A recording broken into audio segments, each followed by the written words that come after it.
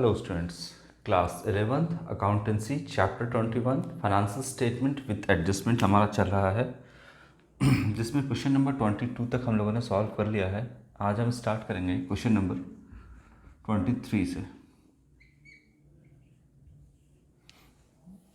चलिए देखते हैं क्या कहता है। Bad debt recovered.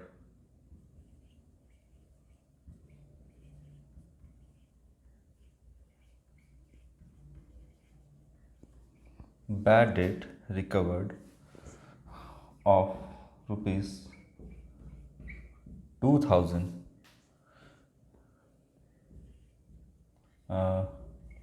which were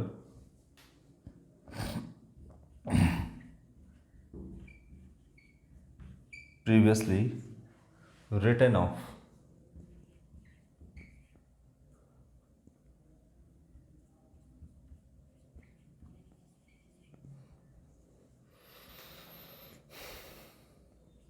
as bad debt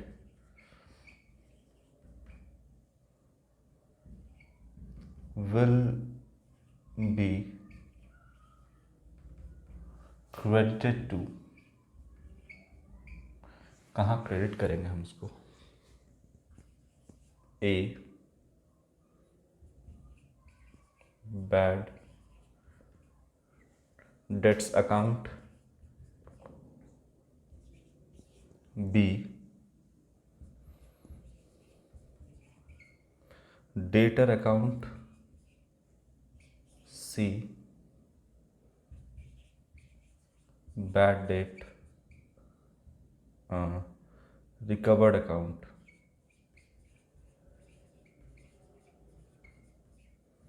और डी कहता है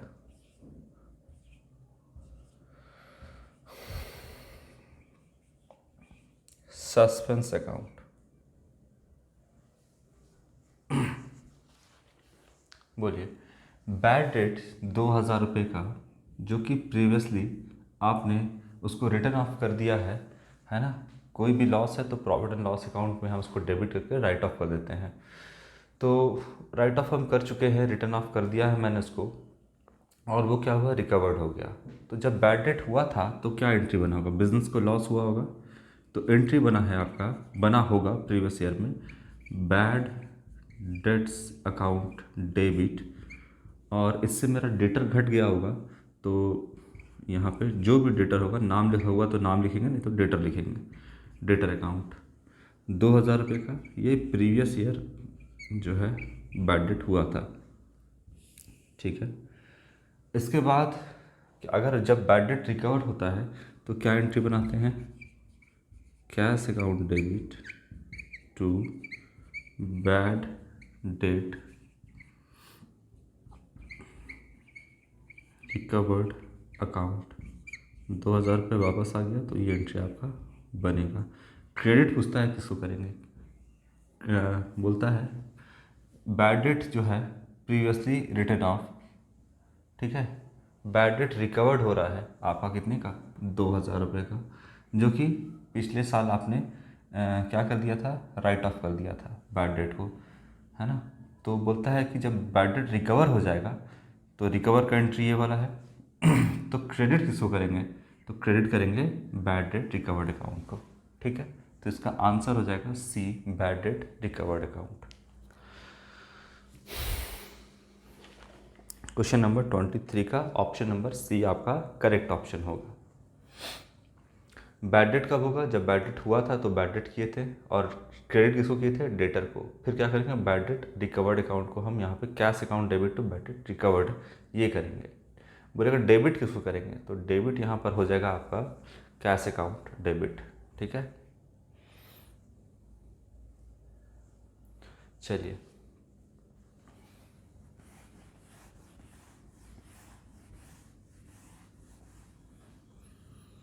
क्वेश्चन नंबर 24 क्या कहता है?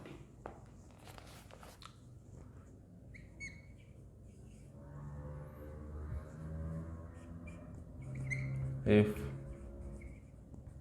profit is 25% on cost, अच्छा, then profit on sale price या सेलिंग प्राइस विल बी क्या होगा? ऑप्शन ए 20%, बी 30%, सी 33/1/3% और डी कहता है आपका कितना होगा 40%। बोलिए क्या होगा इसका? कहता है कि जो आपका प्रॉफिट है ना, वो 25% ऑन कॉस्ट है, ठीक है।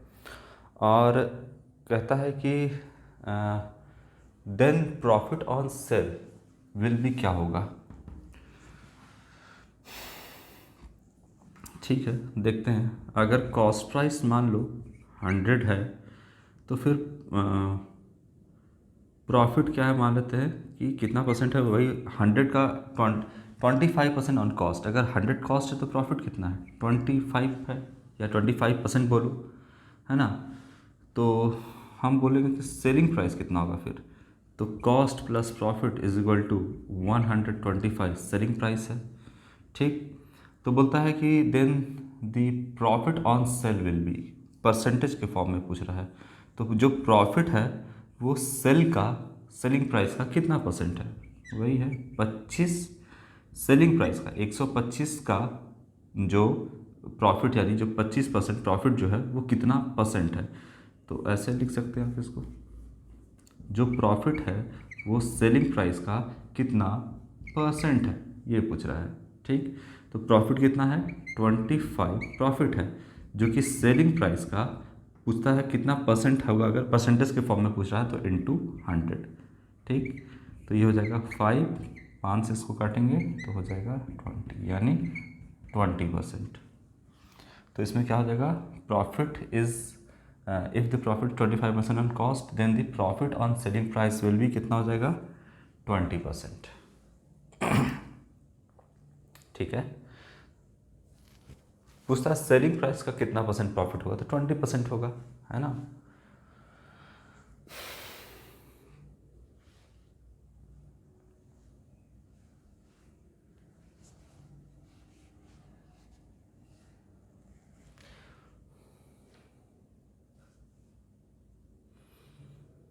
बात समझ में आ रहा है इसका? सेलिंग प्राइस का कितना परसेंट है, जो 20% है। यही पूछता कि कॉस्ट प्राइस का कितना परसेंट प्रॉफिट है, तो कॉस्ट प्राइस का सीधा सीधा दिख भी रहा है ऐसे 25%। सेलिंग प्राइस का कितना परसेंट है, 20% है। चलिए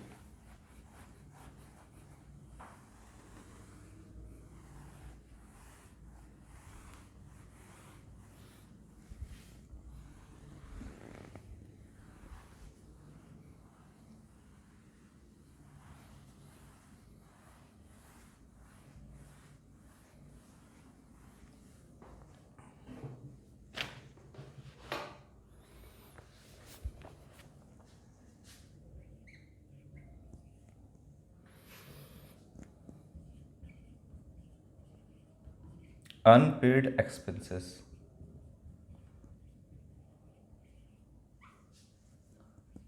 आर, ऑप्शन ए क्या करेंगे इसका, क्या है वो,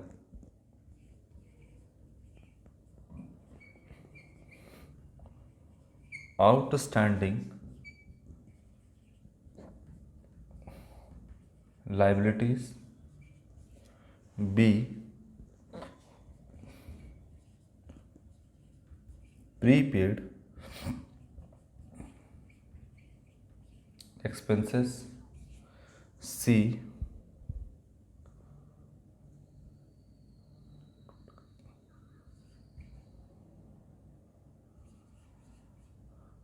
अनअक्रू क्या लिखता है अनअक्रूड एक्सपेंसेस, और डी कह रहा है आपका all of this unpaid expenses, जिसको पेड करना था पर आपने नहीं किया, एक्सपेंसेस की बात कर रहा है। सैलरी, वेजेस, रेंट जो लेना है ले लो आप। तो हम सैलरी का लेते हैं एग्जांपल। सैलरी जो है 1,000 का सैलरी है और 12 महीने का 12,000 सैलरी बनता है, लेकिन बिजनेस ने 10,000 सैलरी दिया।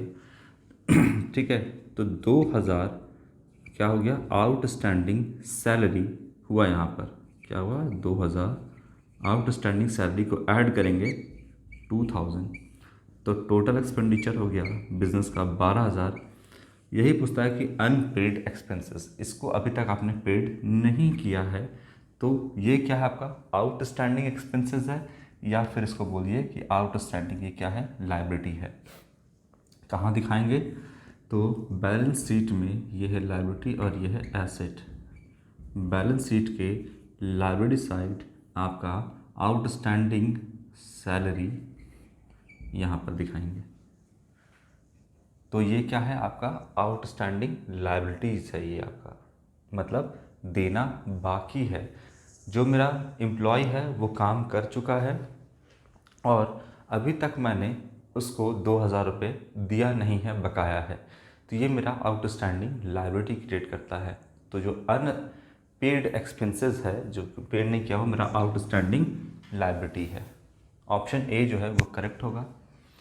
प्रीपेड एक्सपेंस नहीं होगा। प्रीपेड एक्सपेंस कैसे हो सकता है ना, मैंने कोई एडवांस में कोई पैसा थोड़ी दिया है किसी को, है ना। अनपेड, अनपेड का जैसे मतलब यहाँ पे प्रीपेड का मतलब क्या हो गया, जैसे मान लो कि अगर सैलरी की ही बात करें अगर, तो प्रीपेड कब होगा, प्रीपेड तब होगा जैसे 12 महीने का सैलरी था और मैंने दे दिया सैलरी इसको 13 महीने का, 1 महीना एक्स्ट्रा दे दिया, तो सैलरी यहाँ पर कितना होगा, 13,000 हो गया। ठीक, समझाते हैं इसको। प्रीपेड कब होगा, तो सैलरी के तौर पे खर्च हम कितना दिखाएंगे पीएल में, 1 साल, एक अकाउंटिंग ईयर का ही हम आपका जो सैलरी पे जो खर्च है वो दिखाएंगे। तो यहाँ पर हम माइनस कर देंगे प्री पेड सैलरी, कितना एक्स्ट्रा दे दिया है, 1,000 रुपये 1 महीने का एक्स्ट्रा दिया है, तो खर्च के तौर पे हम 12,000 ही दिखाएंगे।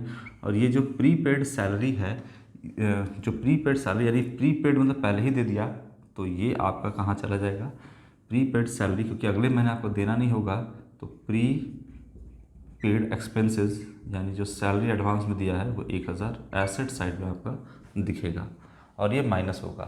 तो ये तो आपका नहीं होगा क्योंकि अनपेड नहीं है, ये तो आपने एडवांस में पेड कर दिया है, तो ये ऑप्शन तो गलत होगा। अनअक्रूड एक्सपेंसेस भी नहीं है, ऑल ऑफ दिस भी नहीं, ये आपका करेक्ट होगा। अक्रूड का मतलब वैसा, अनअक्रूड नहीं, आउटस्टैंडिंग एक्सपेंसेस ही होना चाहिए यहाँ पर। तो ये आपका ऑप्शन जो है वो करेक्ट है, ऑप्शन नंबर ए, सीधा सीधी।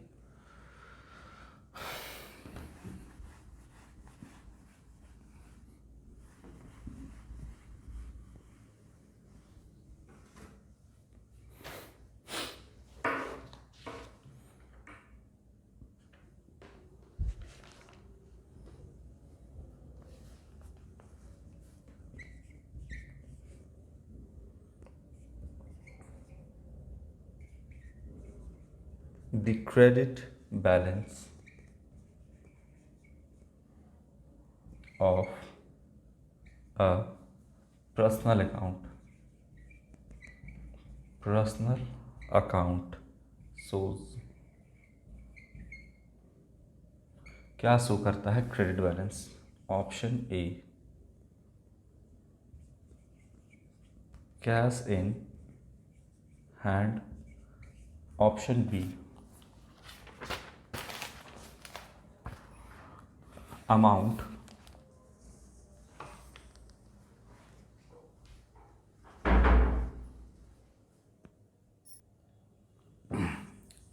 ठीक है, कैश इन हैंड पहला। दूसरा लिखता है अमाउंट पेबल,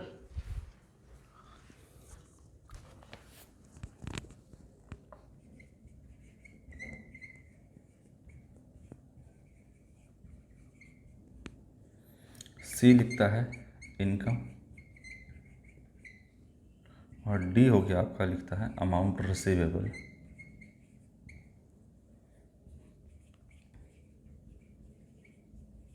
बोलिए क्या होगा। क्रेडिट बैलेंस जो है किसी भी पर्सनल अकाउंट का क्रेडिट बैलेंस क्या शो करता है? अमाउंट पेबल, रिसीवेबल, है ना? क्या होगा आपका?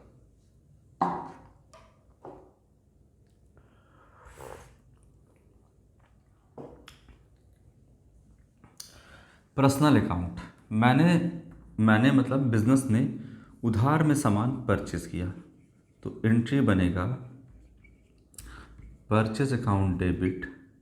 अच्छा, उधार में परचेस किया तो किसी का नाम हो सकता है जिससे भी परचेस किया, मान लो कि राम से परचेस किया, तो राम अकाउंट 10,000 रुपये का उधार में परचेस किया। ऐसे देखो, ये बिजनेस है और ये राम है, इससे बिजनेस ने 10,000 का सामान उधार में परचेज किया। क्या किया? परचेज किया। ठीक है, तो राम बिजनेस का नियर फ्यूचर में राम को बिजनेस को पैसा देना होगा, तो राम कौन हो गया? बिजनेस का, ब्रैकेट में लिख देते हैं लेनदार यानी क्रेडिटर हो गया। तो कितने का हो गया? 10,000 का। अब अगर आप बनाओगे Ram's account,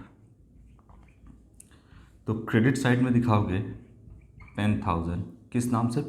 by purchase account 10,000, Ram का यानी क्रेडिट साइड कितना दिखाओगे? 10,000 दिखाओगे। ठीक, पूछता है credit balance of personal account. Ram आपका एक पर्सन है और क्रेडिट बैलेंस इसका है पर्सनल अकाउंट, तो इसका मतलब राम कौन है? राम को पैसा बिजनेस को नियर फ्यूचर में देना है, देना है ना, तो राम क्रेडिटर है। और क्या हो जाएगा फिर? अमाउंट पेबल, मतलब नियर फ्यूचर में राम को पैसा देना पड़ेगा बिजनेस को। तो सेपरेट एंटिटी कंसेप्ट या बिजनेस एंटिटी कंसेप्ट या सिर्फ एंटिटी कंसेप्ट के हिसाब से सोचिए कि बिजनेस को पैसा देना होगा तो ये होगा अमाउंट पेबल, ना कि रिसीवेबल। तो किसी भी पर्सनल अकाउंट का जो क्रेडिट बैलेंस शो कर रहा है, ये क्या है? अमाउंट पेबल, अमाउंट को पे करना है। कैसे पे करिएगा अमाउंट को? जब नियर फ्यूचर में अमाउंट को पे करिएगा तो आपको करना होगा राम को डेबिट करना होगा, यानी क्रेडिटर को डेबिट करना होगा, और कैश अकाउंट को क्रेडिट करना होगा। 10,000 से तो पेमेंट हो जाएगा जब पेमेंट करिएगा तब। अभी फ़िलहाल पेमेंट नहीं हुआ है, यानी ये वाला एंट्री पास नहीं करना है, नहीं हुआ है पेमेंट, तो अमाउंट ये क्या है? पेबल है, यानी पे करना है। तो ऑप्शन नंबर बी जो है वो करेक्ट होगा।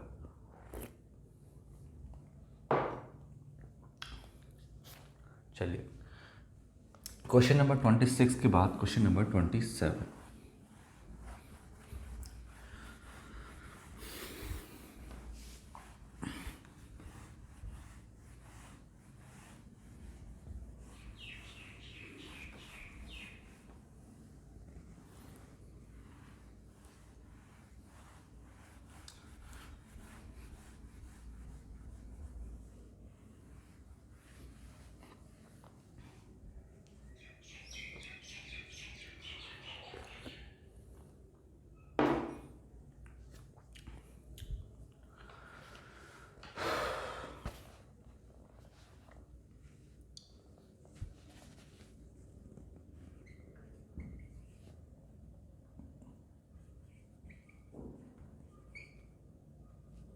क्या लिखता है? Contingent liability.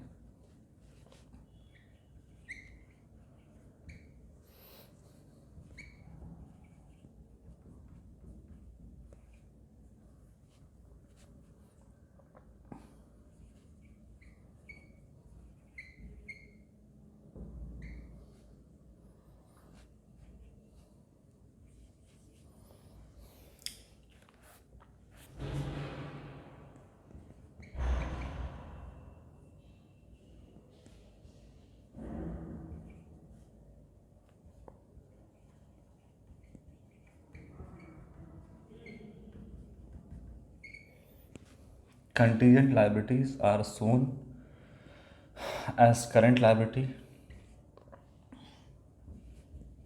as capital fund, C as footnotes on balance sheet, or D as the reserve. बोलिए कंटीजेंट लायबिलिटी क्या होता है या फिर कंटीजेंट एसेट क्या होता है।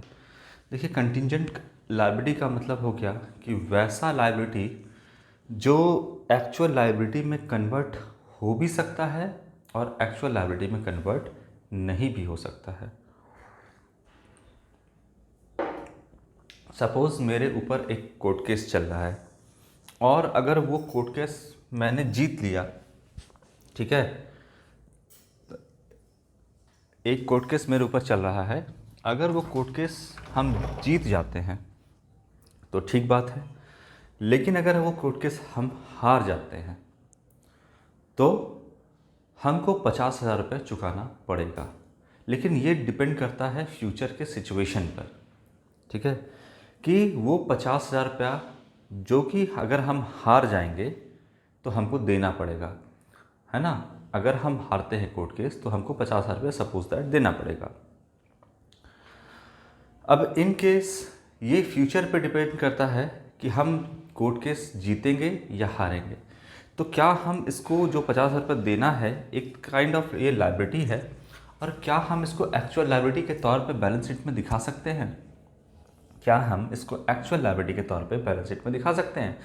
नहीं दिखा सकते हैं, क्योंकि अगर आपने बैलेंस शीट में दिखा दिया तो मतलब यूज़र्स ऑफ अकाउंटिंग को ये लगेगा कि वो एक्चुअल लायबिलिटी है, जबकि वो एक्चुअल लायबिलिटी कन्वर्ट हो भी सकता है और नहीं भी हो सकता है। इसीलिए उसको हम यूज़र्स को तो दिखाएंगे ही दिखाएंगे। यूज़र्स को बताना ज़रूरी है कि देखिए फ्यूचर में एक ऐसा लायबिलिटी अगर हो सकता है, ठीक है। तो हम उसको बैलेंस शीट में नहीं दिखाएंगे as an current liability, balance sheet में दिखाएंगे। एज अ कैपिटल फंड भी हम उसको बैलेंस शीट में नहीं दिखाएंगे, हम उसको बैलेंस शीट के बाहर फुट नोट्स के तौर पर हम उसको दिखाएंगे। नीचे में लिख देंगे कि इतना पैसा अगर कोर्ट केस हारने पर इतना पैसा हमको देना पड़ सकता है, एज ए फुट नोट्स हम उसको दिखाएंगे। तो मकसद क्या है अकाउंटिंग का? यूज़र्स को करेक्ट इन्फॉर्मेशन देना, और हमने इसको एक्चुअल लायबिलिटी के तौर पे भी नहीं दिखाना है। तो फुट नोट्स में हम उसको इन्फॉर्मेशन दे दिया कि ऐसा कोई लायबिलिटी जो है फ्यूचर में आकर हो सकता है। इन केस अगर हम कोर्ट केस हार जाते हैं और वो लायबिलिटी मेरा एक्चुअल लायबिलिटी में कन्वर्ट हो जाता है तो ये फुट नोट से हट करके बैलेंस शीट के लायबिलिटी साइड में दिखेगा, ठीक है ना। मतलब अगर हार गए तो हमको चुकाना पड़ेगा, तो अब वो लायबिलिटी के तौर पे आप बैलेंस शीट में दिखा सकते हैं, लेकिन उसके पहले आप फुट नोट्स में उसको दिखाइएगा। ये हो गया क्वेश्चन नंबर 27। उसके बाद 28।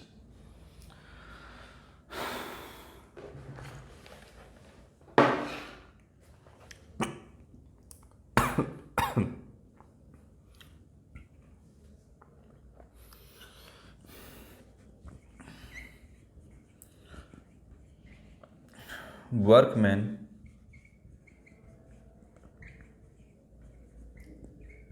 compensation under dispute is an example of option A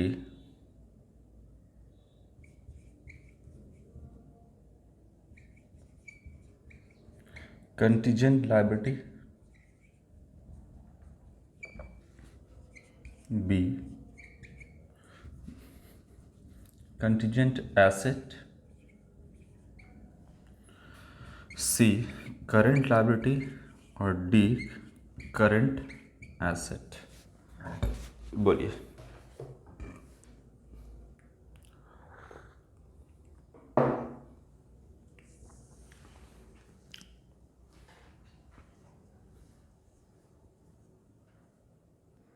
तो वर्कमैन कंपनसेशन अंडर डिस्प्यूट है, तो ये आपका कंटीजेंट लायबिलिटी में आ जाएगा, क्योंकि ये आपका पोटेंशियल लायबिलिटी के तौर पे देखा जाएगा दैट में बी अराइजेस इन फ्यूचर, और ये डिपेंड करता है फ्यूचर में।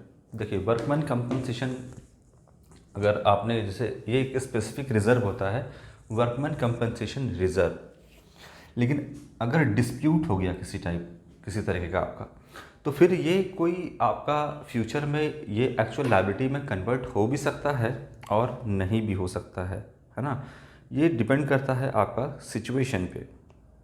तो अगर आप बात करेंगे कि डिस्प्यूट का मतलब यहाँ पे क्या हो गया, या workman compensation, the claim of workman compensation under dispute, इस तरीके से आप इसको बोल सकते हैं। तो ये आपका कंटीजेंट लायबिलिटी होगा। अब क्यों हो सकता है, क्योंकि आपका ये पोटेंशियल लायबिलिटी है that may be arises in the future depend on the outcome of the specific event. अगर कोई स्पेसिफिक इवेंट अगर होगा, है ना, तो वो एक्चुअल लायबिलिटी में कन्वर्ट हो भी सकता है और नहीं भी हो सकता है। तो ये आपका हो भी सकता है और नहीं भी हो सकता वाला सिचुएशन में रहेगा कि एक्चुअल लायबिलिटी में कन्वर्ट हो भी सकता है और नहीं भी, तो वो कॉन्टीजेंट लायबिलिटी है। बेसिकली देखिए, कोई भी हम रिजर्व जो बनाते हैं ना, वो हम बनाते हैं अननोन लायबिलिटी के लिए, और कोई भी प्रोविज़न जो हम बनाते हैं वो हम बनाते हैं नोन लायबिलिटी के लिए। ठीक है। तो वर्कमैन कंपनसेशन रिजर्व की अगर हम बात करें, अगर कोई डिस्प्यूट होता है, कोई क्लेम अकर होता है, जैसे 60,000 का वर्कमैन कंपनसेशन रिजर्व है और क्लेम अकर हुआ आपका मान लो कि 10,000 रुपये का, तो 10,000 एक्चुअली में लगेगा नहीं लगेगा, कितना लगेगा वो नहीं कहा जा सकता है। अब वर्कमैन कंपनसेशन रिजर्व होता क्या है, पहले थोड़ा सा हम आपको समझा देते हैं। वर्कमैन कंपनसेशन रिजर्व एक स्पेसिफिक रिजर्व है जिसको अलग से हटा के रखा जाता है, ताकि वर्कमैन को अगर कोई चोट लग जाए या कोई इंजरी हो जाए उसको, तो उसको उस रिज़र्व में से, उस स्पेसिफिक रिज़र्व में से पैसा निकाल करके दिया जा सके। ये जो रिज़र्व है वो और किसी का नहीं होता है, ऑनर का होता है। अगर वर्कमैन को कोई भी चोट नहीं लगता, कोई इंजरी नहीं होती है, तो ये सीधा सीधी पार्टनर्स में बढ़ जाता है, यानी ऑनर को मिल जाता है, अगर हम पार्टनरशिप बिजनेस की बात करें। लेकिन अगर वर्कमैन को कुछ होता है तो फिर उस रिज़र्व में से पैसा निकाला जाएगा। तो फिर हम क्या करेंगे, workman compensation reserve account debit 60,000 रुपये का है तो 60,000 से डेबिट करेंगे। Provision for workman compensation claim credit side में लिखेंगे 10,000 रुपये का। तो जो 10,000 का हम वहाँ पर लिखेंगे, यानी कहने का मतलब है कि अगर 10,000 का क्लेम किया गया है तो ये आप नहीं कह सकते हैं कि वो आपका उतना ही अमाउंट देना पड़ेगा, क्योंकि प्रोविज़न नॉन लायबिलिटी के लिए होता है, लेकिन उसका जो अमाउंट होता है वो अननोन होता है, यानी कितना फ्यूचर में खर्च होगा ये हम नहीं कह सकते हैं। तो ये अंडर डिस्प्यूट है कि आपको वर्कमैन में से कितना पैसा निकालना पड़ेगा। जैसे मान लो वर्कमैन कंपनसेशन अगर रिजर्व 60,000 रुपये का है, ठीक है, और अब कितने का क्लेम किया गया है, ये डिस्प्यूट का है, ये झगड़ा का विषय है कि भाई हमको कितना चाहिए। तो आप यहाँ पे क्या लिखते हैं, provision for workman compensation claim account ऐसे लिखते हैं, मान लो नॉर्मल सिचुएशन में 10,000, और बाकी जो 50,000 होता है वो पार्टनर्स में डिस्ट्रीब्यूट हो जाता है। अगर मान लो कि 2 पार्टनर हैं तो 25,000 रुपये दोनों में डिस्ट्रीब्यूट हो जाएगा, A is capital account and B is capital account ऐसे। अब बोलता है कि ये जो आपका क्लेम किया गया है या जो भी क्लेम है ये अंडर डिस्प्यूट है, अभी नहीं पता कि कितना क्लेम किया जाएगा, है ना, या कितना मांगा जाएगा अमाउंट। तो ये जब पता ही नहीं है कि जो आपका रिजर्व है, यानी जो एक्चुअली में आपको देना है, जो एक्चुअल लायबिलिटी में कन्वर्ट हो रहा है वो कितना है, तो ये फिर हो जाएगा आपका कंटीजेंट लायबिलिटी। हमको पता ही नहीं है क्योंकि वो डिस्प्यूट के अंदर है भी, है ना। बोलिए, वो डिस्प्यूट है अभी भी, उसमें झगड़ा है, विवाद में वो फंसा हुआ है, मतभेद में फंसा हुआ कि कितना लेना है, वो कंटीजेंट लायबिलिटी कहलाएगा आपका। ठीक है, चलिए, तो ऑप्शन ए कंटीजेंट लायबिलिटी होगा। 28